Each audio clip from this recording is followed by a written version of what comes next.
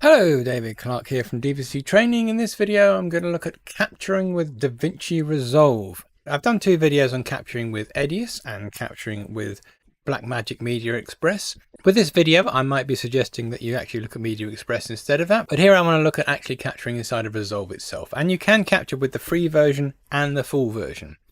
So even if you are using another program like Premiere, for example, you could capture using here. I think if I'm using Premiere, I'd probably capture with Media Express. But anyway, I'll talk about why in a second. So here I've come into Resolve. I've just made up a completely blank project and I'm in the media page. As you notice as well, I'm using the current beta version, which is version 4, but this part of it hasn't changed at all for ages. And here you can see there is a video capture heading. So you click on that and you want to capture something. And obviously nothing comes up because I haven't set any settings correctly. Clicking on capture, you'll notice it says capture video and audio. After a while it pops up with this thing saying, oh, I can't find a signal because I haven't set it up right. And it's telling me I'm capturing at 1920 by 1080, uncompressed 24 frames a second. All that's wrong. So obviously I've got to change it so it can capture correctly. And the capture options inside of Resolve are fairly limited. You could machine control with it if you have the right kind of connection. It doesn't do DV or HDV, so it would be through an RS422 port. It's going to come in through a Blackmagic gizmo, obviously only works with Blackmagic gizmos, and in this case I've got a thing called a Decklink Studio Extreme 4K, which has got composite, component, S-video, SDI and HDMI inputs. And to be honest, the only reason I'm ever going to choose to capture stuff is to capture standard definition old footage. High definition 4K, it's all going to come off cards. There's no reason to capture through an HDMI or anything else from a 4K camera really these days. So really I am just using this for capturing old-fashioned standard definition analog stuff. And I have plugged in an old-fashioned digital 8 camera just for the purposes of showing this off. First thing, I have got to change these settings. There are two places where there are settings for capture. The first is under the General Preferences, System, Video and Audio I/O. This is where you normally go to set something up to watch it on a monitor. Here you need to say what your capture device is. So first thing, it has to be set to something. And always with these preferences, if you change something, you're going to come out of it and it's going to say you need to restart Resolve for them to take effect. But there, that's all you really do. You click on that and say use the capture device. The other settings are here, which are very specific to your project. So I'm going to go down to the cog and bring up these settings. And you've got all your standard settings here, but the one you're going to go for is capture and playback, which is where you set up the important stuff. First of all, what's coming in? Well, it's not 1080 24p, it's PAL. So very simply, I'm going to put that onto PAL. Now, if I came out of this, I'll suddenly have a picture. But while I'm here, I might as well set other things. There's a lot of things in here for what I'm doing which have no bearing whatsoever. Obviously, left and right eye is to do with capturing 3D stuff through SDI. What the SDI is set to, quad link, single link, and all that kind of stuff. You might use quad link if you're coming in 8K footage. None of that is anything that I'm fiddling with because I'm literally coming in with PAL. And it's video levels, not full. This refers to how it tags the brightness on the clip. Video is slightly different to an image, which I've explained in lots of videos, but here you set video, whether it's 10-bit or anything else, and I don't have anything else, so I'm going to leave it at 10-bit. And all this stuff is to do with editing back to the deck, which I'm not going to do. So literally it's that. Click on that, and then pop down here to the actual capture settings. Do you capture video and audio? Well, obviously video and audio. What are you going to capture it into? And there's only two options, QuickTime or DPX. DPX is a series of images, which if you've ever dealt with video as a series of images, they're a real pain in the posterior to deal with. So I wouldn't use that unless you really need DPX for something. So use QuickTime. If you're using QuickTime, you've then got to choose the format, and you are very limited on the formats. Now I'm on a PC. On a Mac, you'd have ProRes. Love it if we had ProRes on a PC because that's a decent format to capture into. I'd love it if it does Grass Valley here. I mean, it makes Grass Valley AVIs up on the export. Why couldn't it put it in here? Because that's a decent format. But here I've literally got some Avid formats and uncompressed. And all these Avid formats, you might notice they're high definition. I've got to use one of these uncompressed formats. Uncompressed is the best way to do video because it loses the least amount of information possible. It just takes up a lot of space. So ideally I'd want something else, and this is one area where if I had a Blackmagic Disma on my machine, rather than capturing in Resolve, I'd probably capture in Media Express, because now Media Express can do QuickTime DaVinci profiles, which is quite a good format. It's not a very lossy format, so it's a good one to actually use, and I would use that in preference to using uncompressed, just because uncompressed takes up space. If you wanted to capture uncompressed high definition, you're probably going to need to capture onto a solid state drive. If you're doing uncompressed standard definition, then you could do that on a regular drive. So I'm going to select one of these. Now normally I'd go 10-bit because 10-bit is better than 8-bit, but I have found that if I use either of these other ones, it doesn't work. Use that one, the capture will work. And how many channels of audio? Generally it's going to be 2, which is what it defaults to, but obviously if you've got more channels of audio going in, which I can't do through analog, but I could through SDI, then I could choose more channels, but I'm generally leaving that at 2.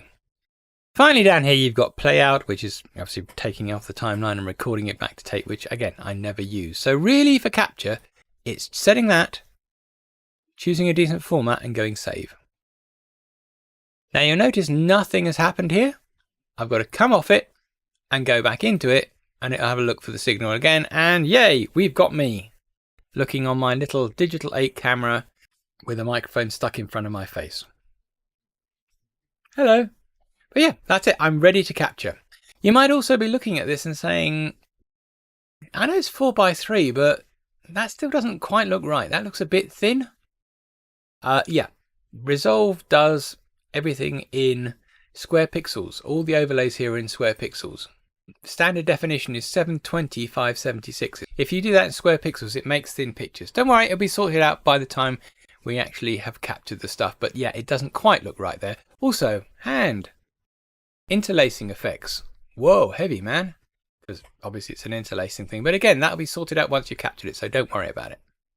Then down here, I can put in various things. So I can give the file name a start off.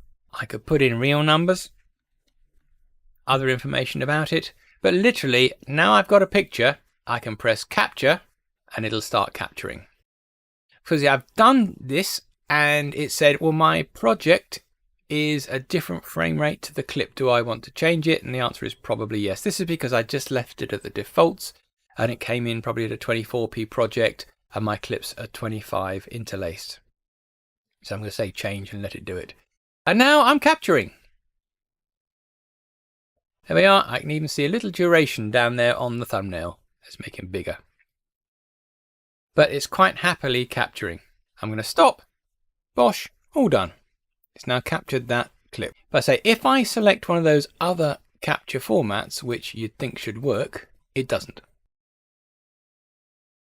Logically, if you choose any of these other options, it shouldn't work because they're all set for high definition, but it does. But I would personally choose that one because it seems to me a bit odd to have clips which say they're DNX 120 1080i, but they're actually 725/76. So let me just capture another one uncompressed. Hey, this is me with my interlacy hands in front of the camera, bit of movement. Gosh. The other stuff you've got here is about logging clips and about batch capturing clips. So, you know, I could set an in and an out point up here and then log it, but I cannot control the deck. So all of this batch capturing, batch clip, capture clip, all these ones, pretty much irrelevant. Obviously, I can take it and throw it onto the timeline. Now, my project is set to 1920 1080 25p, and I've brought in a 50i clip. So obviously, it doesn't fit. So next thing I'm going to do is open up the inspector, go to retiming and scaling, and then just tell it to fit. But I'm also getting some strange looking interlacey stuff, because obviously my standard definition stuff is interlaced. It shouldn't have all those interlacey artifacts on it. So I'm going to right click on here and go to clip attributes and go to field dominance and choose upper field or lower field. And there we are. Which is obviously fairly silly. Why should I have to change that? I don't think Resolve is that great at doing interlaced. I have to be perfectly honest.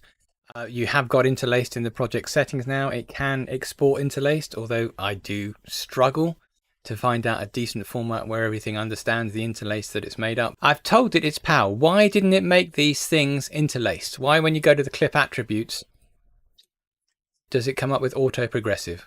It just does. And you can select a whole bunch of clips at once, go to the attributes and change them all and just tell them they're upper field and that'll sort it out.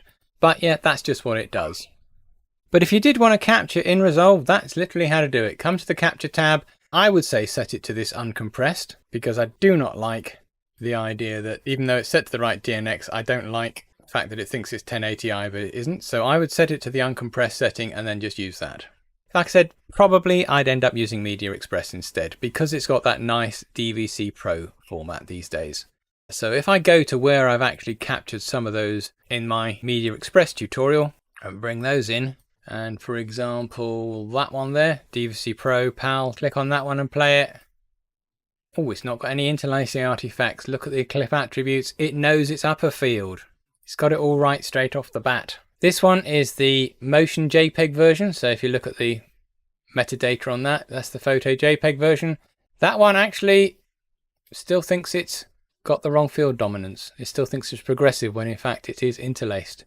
So the only thing out of all that lot that actually got it right was the DVC Pro one that I captured inside of Media Express, and that got it right off the bat. So that's the one that I would personally use in preference from Media Express.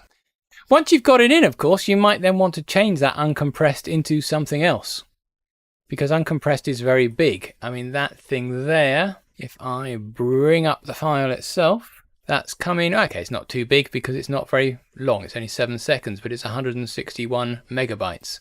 I could take that and convert it into something else. And I can do several clips at once. I could select all of those, and then I could use the media management thing to convert them into something more usable. Now in this case, I would select them, go to Media Management, choose Transcode, choose All Media. All Media only ever does the one selected, not everything in the project. And what I'm going to do is, in the video, let me change this to something else. So on a PC, I would very likely to change it to this Grass Valley stuff, because Resolve gets Grass Valley and it's a nice format. So I'd set XQ, set render at source resolution, make sure the audio is on linear PCM, which it should be, and then decide where to stick it. So I'm going to go here, find my capture folder. I'm leaving the project subname folder ticked, although it's called Untitled Project, so it's going to go into something called that. And I'm going to click Relink to New Files. So what it'll do is convert all those files and then replace these ones with the new ones. Click Start and off it goes. And bosh, that's done. Now if I was to look at that file, you'll notice it's suddenly 6 megabytes as opposed to 160. An awful lot of space saved. Of course, one of the advantages of using Grass Valley Edius for capture is that it does it into that straight away. Now, if you're on a Mac, you won't have that problem because one of the options you'll have is ProRes, but we don't get that on a PC. Wish it was there. And if I take my DVC Pro one that I did and stuck it next to it, you might notice there's a slight difference there as well, in that one seems to be a bit taller than the other. I don't know if you can notice there that the actual size of it's slightly different. Again, the DVC Pro one done in Media Express knows that it's PAL, knows the aspect ratio correctly. If I go to this one, it doesn't. It thinks it's square. I've got to tell it it's PAL, and now it comes out to be the correct size. Anyway, I hope you found that video useful, all about capturing in DaVinci Resolve. In the final video of this series, I will be looking at the other Blackmagic stuff that gets installed with the Blackmagic card, mainly the desktop video control panel and the speed test. If you want to know more about my training courses and so on, visit my website www.dvctraining.co.uk. Don't forget to like this video and subscribe, and I'll see you next time.